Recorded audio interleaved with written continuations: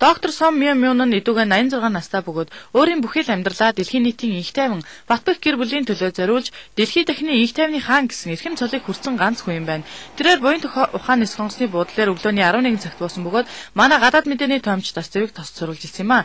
Доктор Сом Мyon нь нэгдсэн үндэсний байгууллагын үйл ажиллагааг дэлхийн нийтийн их тайван сайн сайхны төлөө гэсэн гол зорилгоо биелүүлж чадахгүй байгаа гэж шүүмжилдэг төдийгүй дэлхийн олон улс орныг хамарсан тусгасруулсан дайнд зарцуулсан 220 тэрбум доллараа хүн төрөлхтний сайн сайхны төлөө зарцуулаач гэж уриалсан цорын ганц хүн гинэ.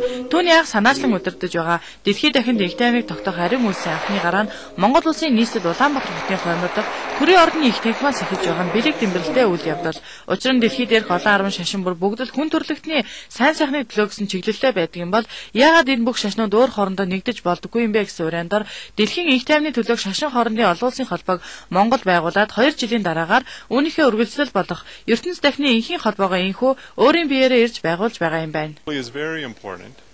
Монгол бол энд бол аж талаар нь онцгой ач холбогдолтой юм улс орн.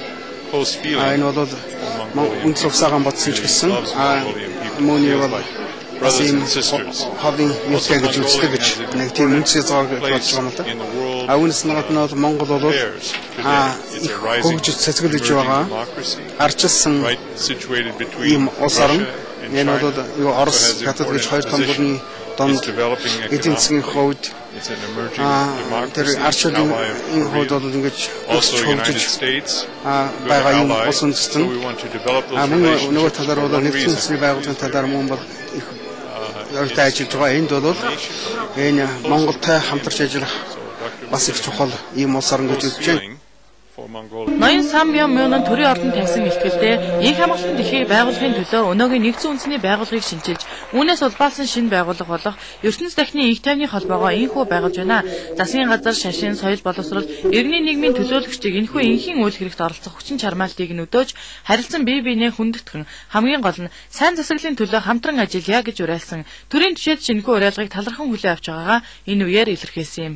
Монголчууд өдөр бол зөөхүүлээ жижиг улсад багтдаг гэдэг юм учраас бусадтай энэ харамталтай байх юм бол манай улс маань өсгөжтэй чухал зүрдэн нэг талдаа нөгөө талдаа өрх гэр бүлийн нэгдүгээр тавьсан жаргалтай сайхан өрх гэр бүл байгаасаа аав ээж нөхдүүдээ сайн хүмүүжүүлээсээ хүүхдүүд нь аав ээжийнхээ залгамж холбоо олж яваасаа ингэснээр улс оргончлоо гэж ингэж бодож байгаа юм. Тэгэхээр энэ үйл хэргийн төлөө бас Монголд бас хичээж хармааж явдаг хүмүүсийн дотор одоо манийг намайг оруулж энэ байгууллагын шагналаар шагнасан би бас баяртай байна. Өөрөөр нэг тайвны төлөө бүгдээрээ ажиллацгаая, хамтарцгаая гэсэн ийм утга агуулгатай уулзалт, ярилцлага, ойлголцол бас одоо дурсамжийн зүйл боллоо гэж ингэж ойлгож байна.